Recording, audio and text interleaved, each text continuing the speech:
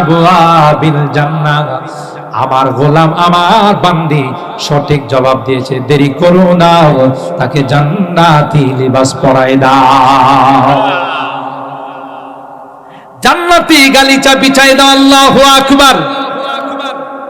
জান্নাতের সঙ্গে তার কানেকশন করে দাও। আর যারা নামাজ পড়ে নাই, রোজা রেখে নাই, যারা আল্লাহর হুকুম মানে নাই, পর্দা মেনটেন করে নাই, হালাল খায় নাই, হারাম খাইছে, আল্লাহর অবাধ্য হয়ে চলছে, ফেরেশতা বলবে মান রাব্বুক, সে জবাব দিবে হা আল্লাহ। আরে ভাই কি বলতেছো আমি বুঝি না, বলো তোমার রবকে কেন? আমি রবকে চিনি না। নাউজুবিল্লাহ বলেন। তোমার ধর্মের পরিচয় দাও, ধর্মের নাম বলতে পারবে না। যখন পরীক্ষায় ফেল করবে, পাসপোর্ট আর ভিসা দেখাইতে পারবে না, তখন কি বিদেশে পাঠাইবে না লাল ঘরে পাঠাইবে? লাল ঘর চিনেননি? জেলখানায় পাঠাবে।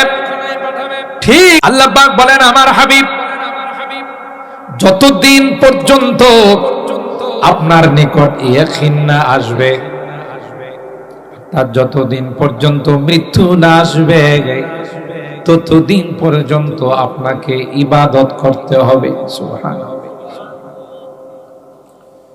পৃথিবীর মধ্যে আল্লাহর হাবিব থেকে বড় পীর কেউ আছে? সবার বড় পীর আল্লাহর হাবিব সাল্লাল্লাহু আলাইহি ওয়াসাল্লাম। তাকে যদি কোরআনের মাধ্যমে আল্লাহ এই কথা জানান দিয়ে থাকেন যে মৃত্যু পর্যন্ত আপনার ইবাদত করতে হবে, ইবাদত মাপ নাই, তাহলে আমাদের সমাজে যদি কোনো পীর সাহেব আয়েশা বলে আমি ইবাদতের ক্লাস পাশ করে ফেলাইছি, এরকমের ভণ্ড আছে না নাই? নামাজ নাই, রোজা নাই, শরীয়তের ধার ধারে না,